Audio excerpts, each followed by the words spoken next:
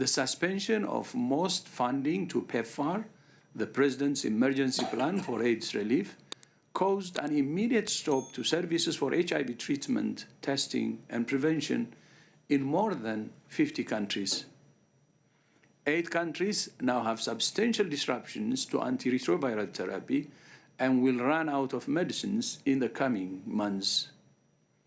Disruptions to HIV programs could undo 20 years of progress, leading to more than 10 million additional cases of HIV and 3 million HIV-related deaths, more than triple the number of deaths last year.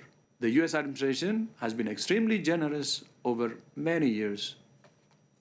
And of course, it's within its rights to decide what it supports and to what extent.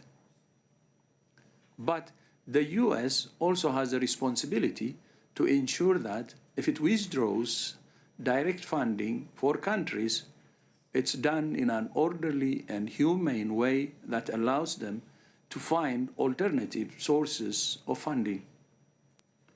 We ask the US to reconsider its support for global health, which not only saves lives around the world, it also makes the US safer by preventing outbreaks from spreading internationally. If the US decides not to restore direct funding to countries, we ask it to engage in dialogue with affected countries so plans can be made to transition from reliance on US funding to more sustainable solutions without disruptions that cost lives. The sudden cuts to US funding are also affecting efforts to eradicate polio, to monitor the emergence of diseases such as avian influenza, and to respond to disease outbreaks and humanitarian crises.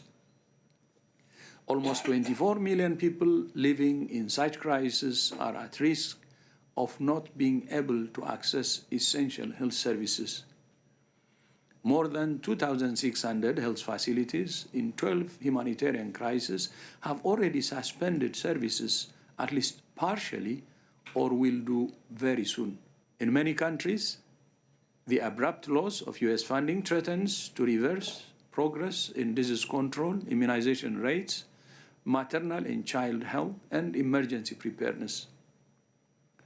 In Cox's Bazar in Bangladesh, the largest refugee camp in the world, diagnosis and treatment of hepatitis C has been disrupted, as well as disease surveillance, primary and secondary health care, laboratory services, procurement of supplies, and salaries of health workers. There are now severe disruptions to the supply of malaria diagnostics, medicines, and insecticide-treated bed nets due to stockouts, delayed delivery, or lack of funding.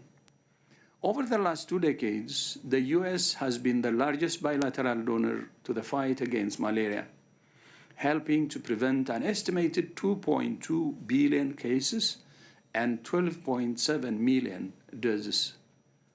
If disruptions continue, we could see an additional 15 million cases of malaria and 107,000 deaths this year alone, reversing 15 years of progress. On tuberculosis, 27 countries in Africa and Asia are facing crippling breakdowns in their response, with shortages of human resources, disruptions to diagnosis and treatment, data and surveillance systems collapsing, and vital community engagement work deteriorating. 9 countries have reported failing procurement and supply chains for TB drugs, jeopardizing the lives of people with TB. Over the past 2 decades, US support for TB services has helped to save almost 80 million lives. Those gains, too, are at risk.